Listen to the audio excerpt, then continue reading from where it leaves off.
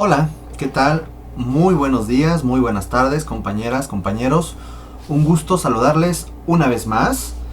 Hoy vamos a iniciar con un tema fascinante, un tema que fácilmente podría abarcar todo el semestre, pero tenemos una clase y en tiempos de COVID. Eso significa que además tengo que ser muy sintético para poder dar todos estos términos, bagajes y conocimientos muy generales para poder comenzar a trabajar y entender sobre todo este desarrollo arquitectónico cultural.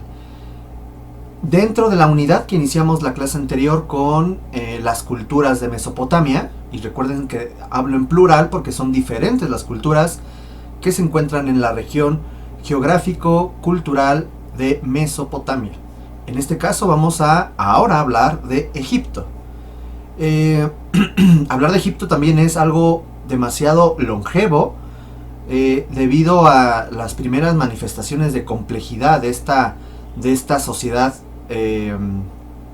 pues altamente compleja. Vamos a ubicarnos de nuevo, estamos en el creciente fértil.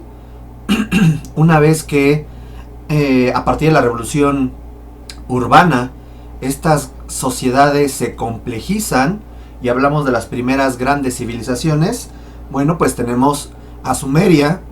Ay, Lolita ya la quiere salir. Estamos hablando de Sumeria en Mesopotamia y Egipto. ¿Qué onda con Egipto? Egipto, como les comentaba, es una historia larguísima y lo que conocemos hoy en día de Egipto, por lo general siempre son pirámides, pero hay más allá de las pirámides. Vamos a tratar de ver de forma muy general, por el tiempo, qué es lo que caracterizaba a la arquitectura egipcia y cómo fue que surgió esta arquitectura egipcia y cómo es que es diferente a la arquitectura, en este caso de Sumeria o en general de Mesopotamia. Vamos a iniciar. Primero quiero que vean esa imagen. Esa imagen corresponde a columnas del templo de Karnak en Egipto.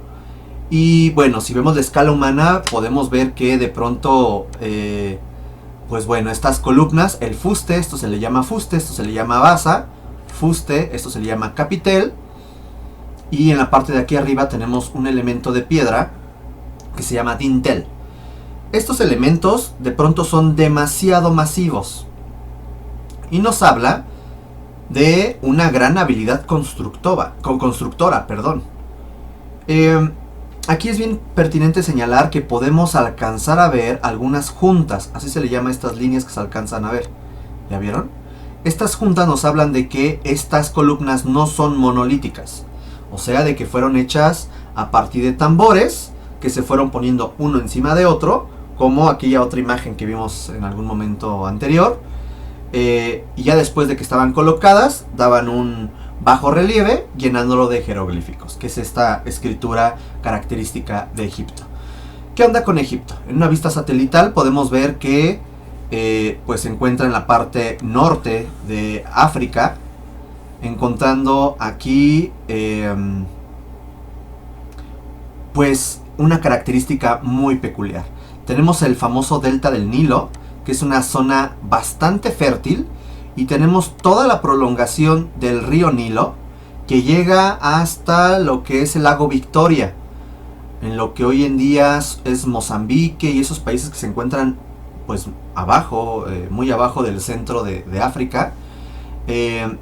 Por eso el río, recordemos que hablamos de deshiele de varias serranías, pues busca una forma de salir al mar, en este caso el mar Mediterráneo, que se encuentra en la parte superior, y vamos a encontrar que esta parte, además de ser la más fértil, será la más baja.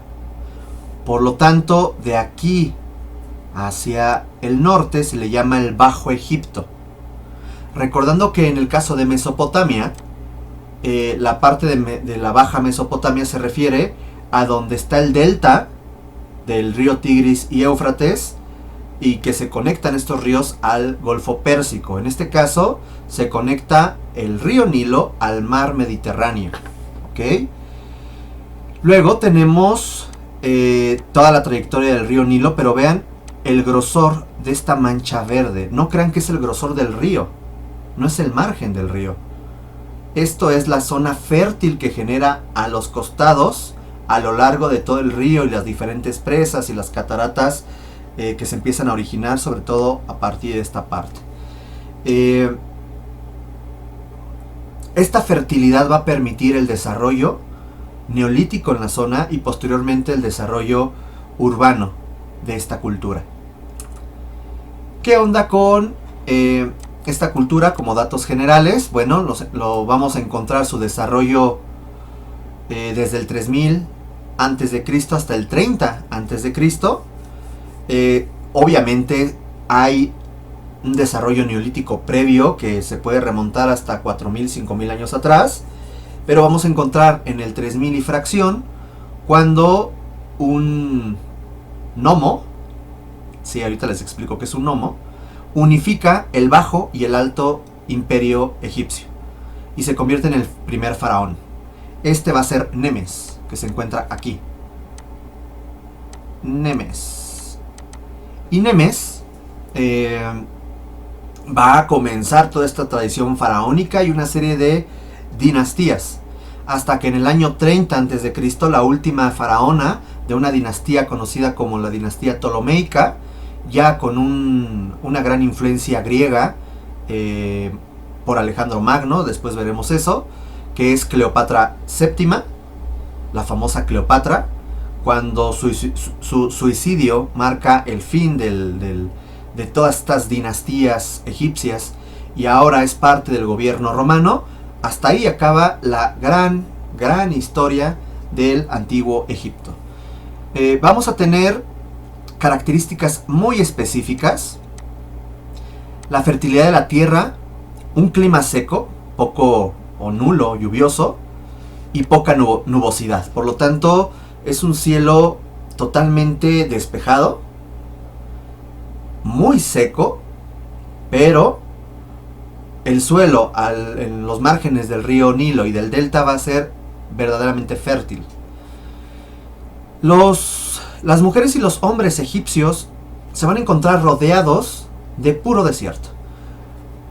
Si ven hacia los diferentes horizontes donde nace el sol y muere el sol, podemos encontrar que esta idea de un paisaje arenoso pareciera ser ilimitado, va a generar de alguna u otra forma una idea de lo eterno, paisajes infinitos y colosales.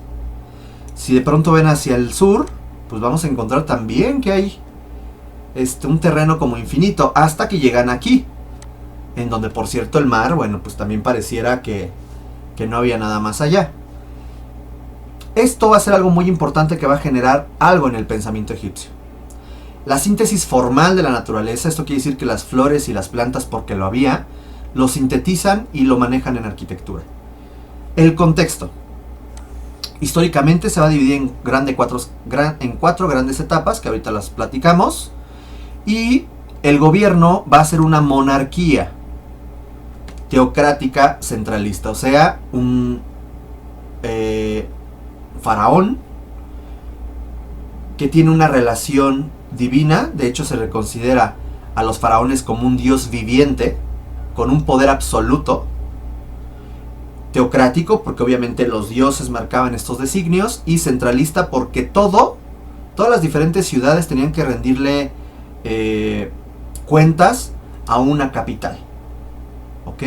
Cosa muy diferente que en Mesopotamia. En Mesopotamia eran diferentes ciudades-estado, en donde según los auges de cada uno de los estados, pues era el poderío de esta cultura. Pero nunca hubo una unidad realmente en Mesopotamia. Hubo periodos de apogeo de diferentes ciudades-estado. ¿Ok? ¿Qué pasa aquí? Como tal no vamos a tener unas ciudades-estado, pero vamos a tener una división agrícola en toda esta fertilidad del delta y del Nilo, a lo cual se le va a llamar como nomos. Entonces todo este territorio verde que alcanzamos a ver ahí se va a dividir en nomos, y cada nomo tendrá una ciudad capital. Por lo tanto, el nomarca, o sea, aquel que gobernaba ese nomo, va a tener un control administrativo de esa región, Y si su familia, o sea su dinastía, llegaba a tener más poder que otros, se alzaba como el faraón de todos los demás gnomos. Y él se volvía en el faraón, en el poder absoluto. ¿Ok?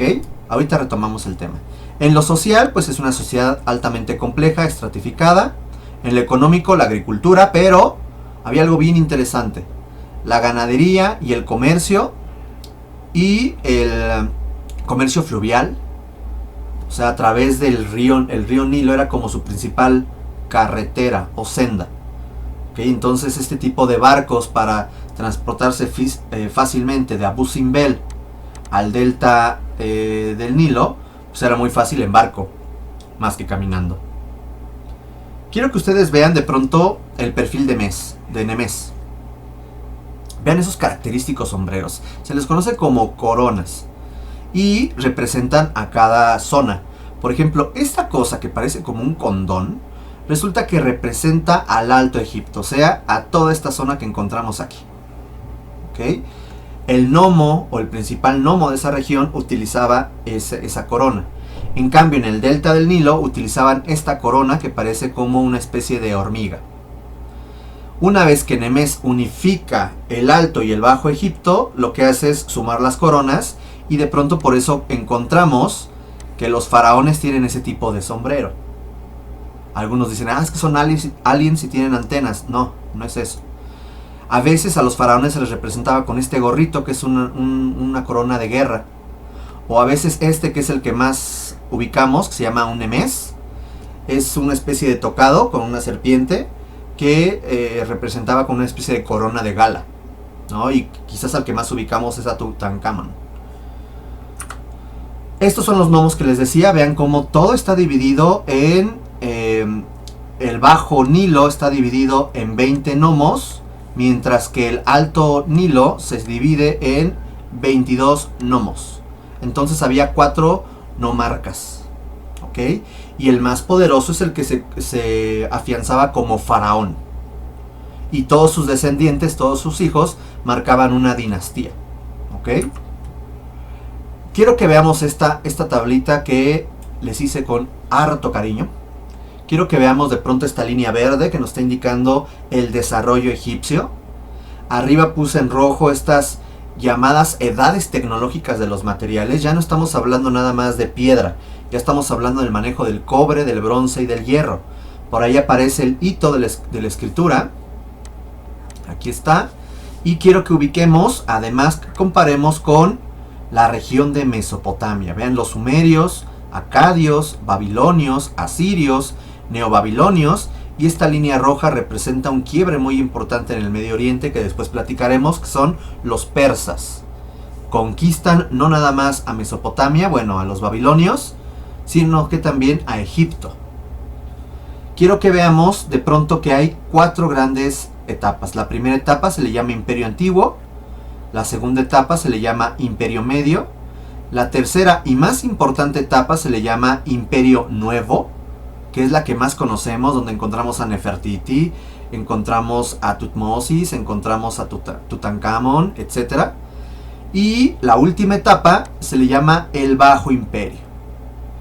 El primer imperio antiguo va a tener diferentes monarquías, diferentes dinastías y diferentes capitales. Tinis, que es una de las ciudades más antiguas, pero no se han encontrado evidencias arqueológicas, a diferencia de Memphis, Tebas, que son estas ciudades más antiguas que se habían comentado. Vamos a encontrar que arquitectónicamente en el Imperio Antiguo encontraremos las famosas pirámides de Egipto y un desarrollo arquitectónico llamado mastabas, que ahorita platicamos que son las mastabas. Después viene una época de quiebre político-social que se le llama Primer Imperio Intermedio, en donde debido a que se debilitó la dinastía reinante en ese entonces, que era la 10 si no me equivoco, nuevos gnomos comienzan a buscar el poder. Entonces hay una época de inestabilidad y hay por lo tanto un cese constructivo, un cese militar, un cese económico, hay un declive general, hasta que de pronto A partir de la dinastía 11 y hasta la 17, se le conoce como un periodo tebano del Imperio Medio, en donde vamos a encontrar ciudades importantes que se reunifican como un imperio nuevamente y se comienzan a edificar muchos templos e hipógeos, que ahorita platicaremos también qué son. Luego llegan un grupo semítico de la parte del levante mediterráneo, donde está hoy en día Siria, etc. Y estos grupos, que se les llaman Hicsos, conquistan a Egipto, al Bajo Egipto, e instauran un gobierno durante pues bastante tiempo. Se le conoce como los gobernantes extranjeros o Hicsos, quienes introdujeron, por cierto, el carro de guerra. Este famoso carrito que se relaciona mucho con los egipcios, bueno, pues no era original egipcio, fue una influencia. El Imperio Nuevo, que va a ser la etapa más importante de Egipto, vamos a encontrar que se va a dividir en diferentes periodos, entre la dinastía 18 y la dinastía 20. Vamos a encontrar ciudades como Tebas, Karnak, Luxor, Abidos, Medinet Abu, Bar el Barahi, Abu Simbel, Pi Ramsés, Elefantina, etc. Es el gran auge económico y constructivo de todo el imperio egipcio. La máxima extensión territorial, y se construyen muchos templos y obeliscos. Estos famosos obeliscos que, por cierto, se repartieron en Europa después. Están en Roma, en París, en Londres, etc. Se los llevaron en el siglo XIX. Y llegamos a la cuarta etapa, en donde vamos a encontrar a un bajo imperio, en donde se encuentra una llamada Edad Oscura, y se le conocen como la etapa de los faraones negros, ya que los nubios que se encontraban abajo llegaron y gobernaron esa zona. Entonces habían faraones de piel oscura, negra. Después comienza la influencia y el dominio asirio, persa, después un dominio macedónico, que se instaura la dinastía ptolomeica. Hay un renacimiento cultural, pero bueno, eso lo platicaremos después porque no tiene que ver ya con lo que queremos ver el día de hoy. Y el personaje quizás más característico de ese entonces fue Cleopatra VII, ¿ok? Y los romanos conquistaron Egipto. Hasta ahí. Vamos a tratar de enfatizar justamente este periodo. Es el que nos interesa. Y vean cómo coincide con el declive babilonio y con el gran auge asirio, hasta que los asirios los conquistan. Aquí tenemos un mapa de 1700 a.C. y uno de 1400 a.C. para que vean cómo aumentó el dominio egipcio. De pronto, de nada más tener esta región, pues ampliaron hasta lo que es una zona llamada el Kush, que se refiere a Nubia, y llegaron hasta lo que hoy en día es Turquía. Todo esto terminó siendo territorio egipcio y fue el imperio más poderoso en ese entonces. Pero ojo, y eso lo vamos a ver en la siguiente clase, comienza por lo tanto a chocar con los asirios, con los hititas, los hurritas, que luego platicaremos de ellos. Y bueno, toda esta zona hasta el día de hoy siempre es una zona muy conflictiva porque tiene muchas bondades en cuanto a fertilidad y estratégica. ¿Qué onda con el río Nilo? El río Nilo es muy importante porque no podríamos hablar nosotros de 4 estaciones. Podríamos hablar realmente de la importancia del río Nilo. Estamos hablando que entre marzo y junio se le conoce como la época de la recolección, ya que entre junio y octubre se inunda, o sea, sube el caudal del río Nilo, y una vez que baja en lo que sería noviembre, febrero, deja en los márgenes una capa de limo, como si fuera barrito, muy suave, y es muy rico, y esto nutre demasiado el suelo y genera la posibilidad de gran cantidad de cultivos, ¿ok?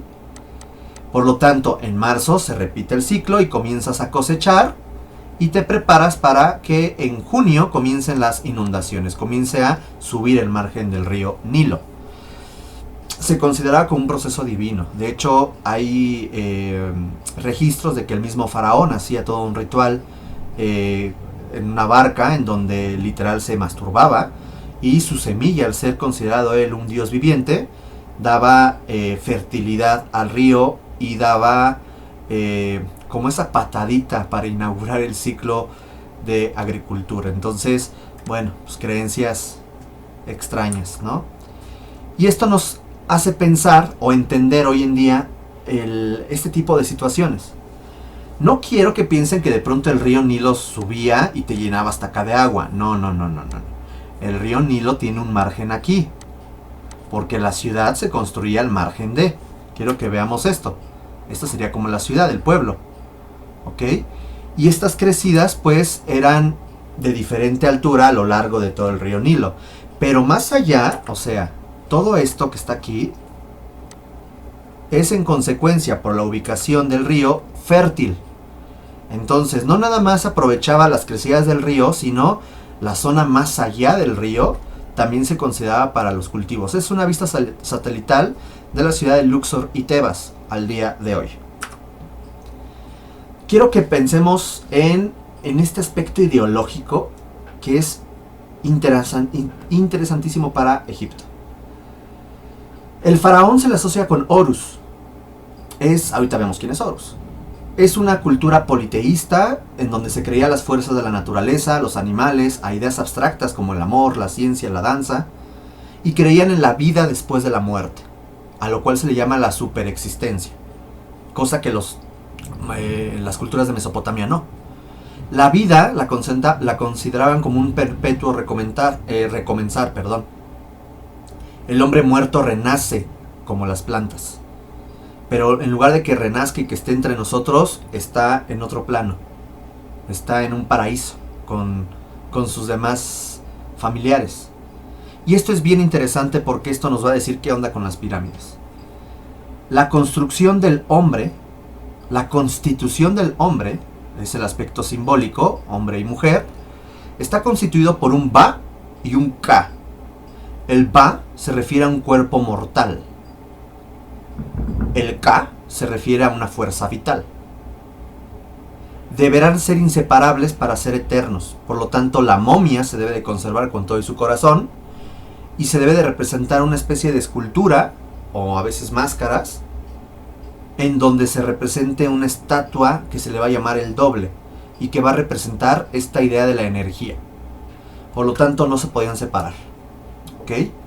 Esta gran cultura, ya sabemos que además de todos los avances arquitectónicos, astronómicos, administración, tributario, matemáticas, navegación en vela, medicina, fueron los primeros en inventar el maquillaje. Se encuentran evidencias de los primeros en hacer cerveza. Desarrollaron el vidrio, cosa que en un principio en Mesopotamia no, etc.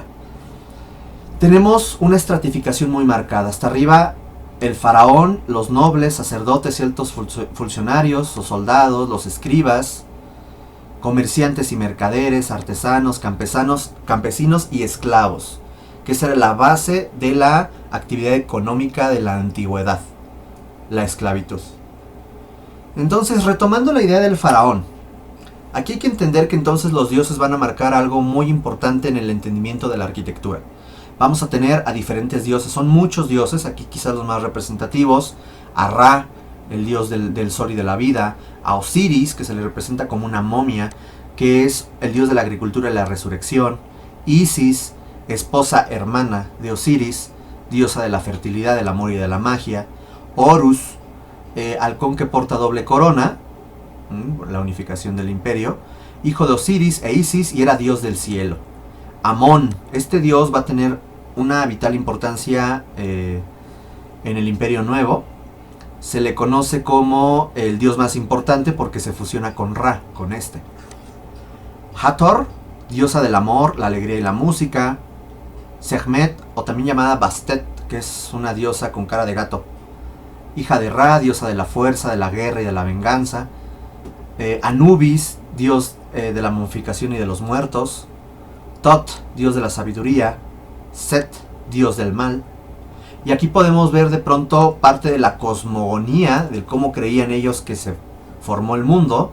Decían que estaba la diosa Nut y el dios Geb, que es el cielo, un cielo, no confundir con otro cielo que está acá marcado, Horus, sino está marcado como la constelación, la bóveda celeste, la Tierra, vean hasta el color como la representan, y en el centro encontramos a Shu, que es el aire atmosférico.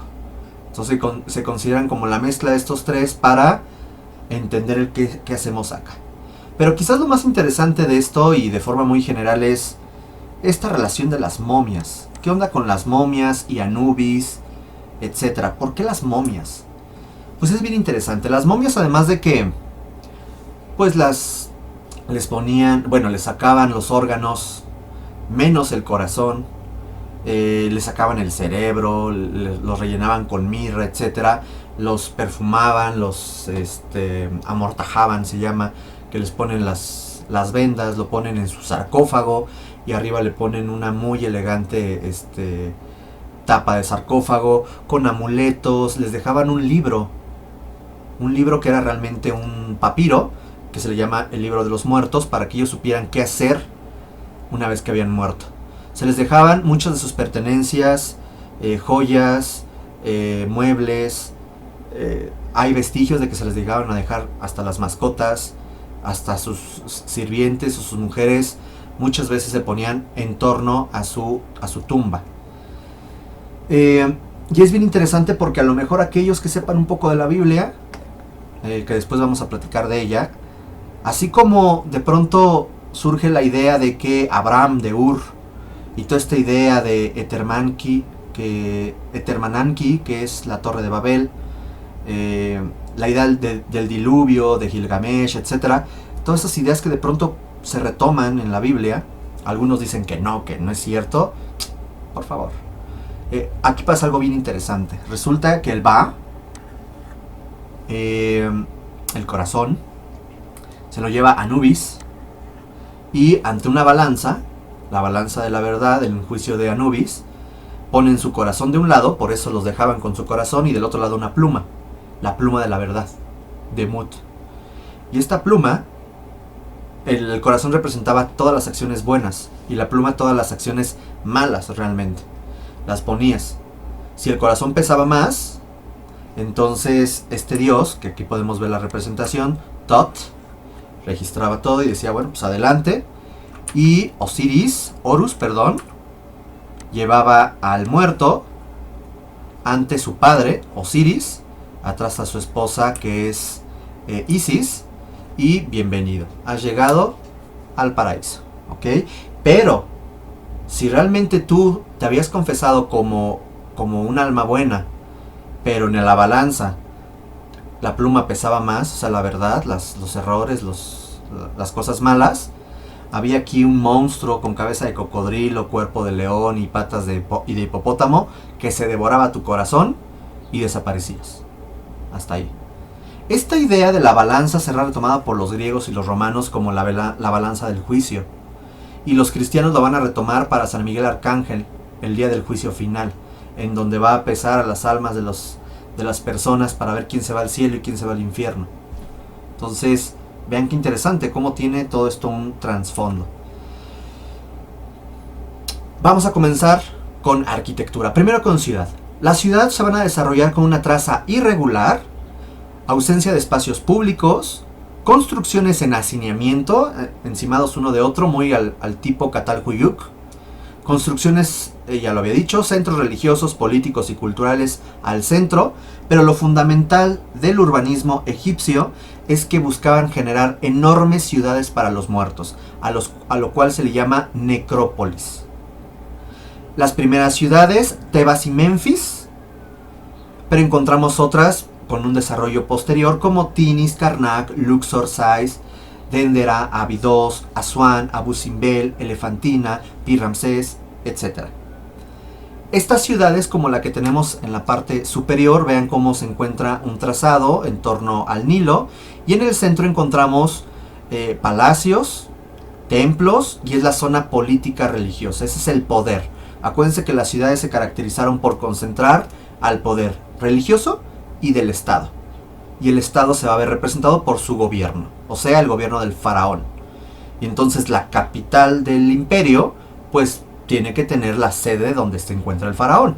Vamos a encontrar una serie de barrios residenciales, calles, trazas que se encuentran en torno a este gran recinto central político y religioso. ¿Qué tipologías arquitectónicas vamos a ver? Y aquí dejaremos la primera parte de la clase.